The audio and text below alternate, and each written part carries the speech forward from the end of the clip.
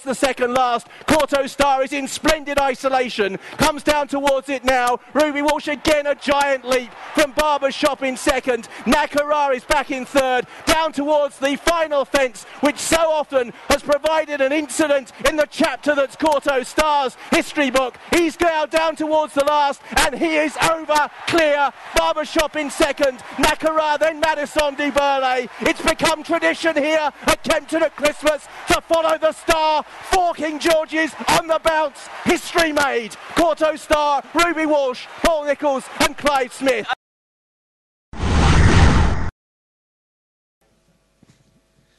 Well, there we have it.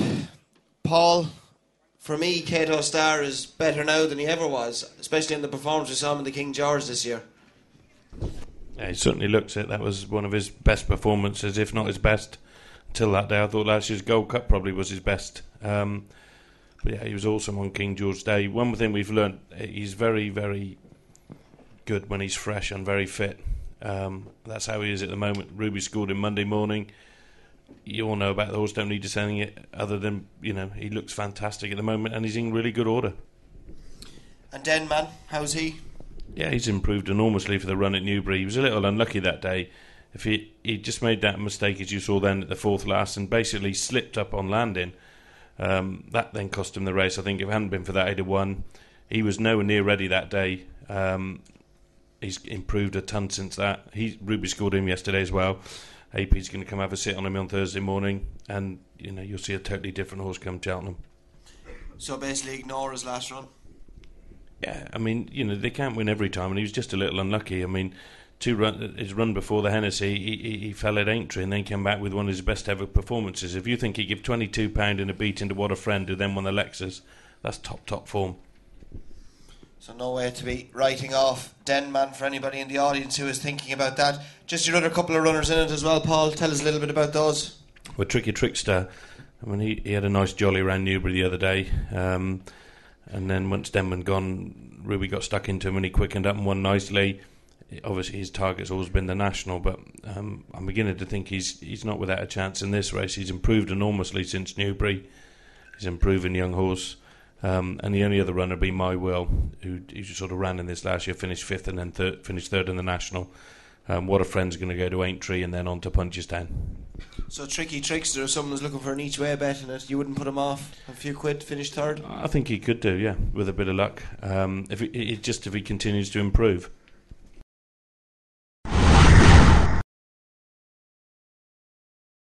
Now on to the main event, and it is the Gold Cup. Corto Star v Denman. Let's have a little look at a little bit of their form of both horses. In the King George, I thought it was probably the best performance I've seen from Corto Star, and that includes when he won his 2 Gold Cups. It really was. His jumping was to perfection.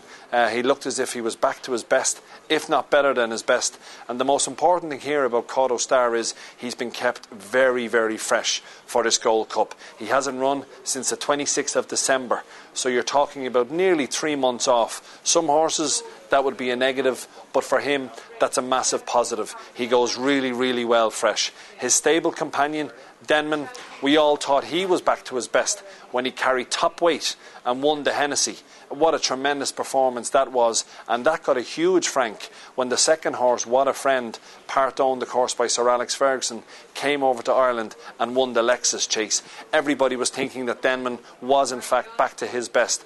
But then, of course, Denman, he made a terrible blunder at Newbury in the second last fence when he was an 8-on chance. Can Paul Nicholls get this horse back to where he once was? That's the big question. Denman will be second favourite on the day, and it does look to be a 2-horse race. But of the rest, who can possibly run into the prize money? When we look at a horse like Tricky Trickster, who of course is trained by Paul Nicholls as well, his main target is the Grand National. But coming up that hill over 3 mile, 2.5 furlong at Cheltenham, he'll be the one who'll be staying on extremely strongly at the end. But keep an eye on him for Aintree, which of course will be a few weeks after the Olympics of racing at Cheltenham. Of the Irish contingent, Cooldine, we were all very, very disappointed with his first run back in the Lexus. But it has to be said, he came out and ran an absolute blinder when he was just touched off by John Call in the Hennessy. Cooldine won the Royal and Son of Lions Chase at a canter last year.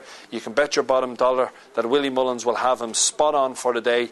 Paul Townend will take the mount on Cooldine, as of course Ruby Walsh will be on the favourite Cato Star. But it does look a straight match-up between the two Nicholls pair. But here's hoping that something can come in at a big price and get into the first three.